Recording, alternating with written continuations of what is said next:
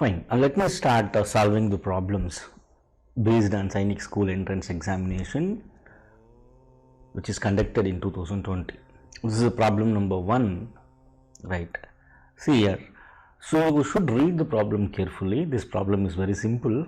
As you know, the first chapter, that is number system, you can easily solve this particular problem. What exactly the problem is? See, find the difference between the greatest and the least number that can be written using the digits 6, right? 6, 2, 7, 4, 3 each only once. See, the conditions you should read first of all. See, only once you need to use, that is greatest number. Okay, only once. This is one thing. And second thing is, see, you need to list out the steps. First, what you need to do, you have to find the greatest number using these numbers, these digits. Second thing, you have to form the least number. Then you need to find the difference. Difference is nothing but subtraction. Okay. See, let us just check out here. So the greatest number. So greatest number formed by these 5 digits. So what you need to do? You are supposed to go with the descending order, right? So bigger number, which one is this? 7, right? First you write down 7, right? Then 6, 2, 4, 3 is there. Then 6 you write, right? Then 4, then 3, then 2. This is the greatest number which is formed using the digits 6, 2, 7, 4, 3, right? Now let me find out the least number.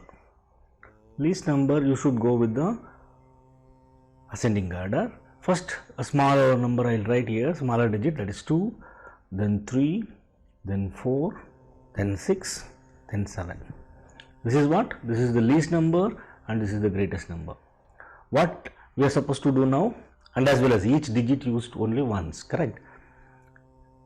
Now what we need to do now? We are supposed to find the difference.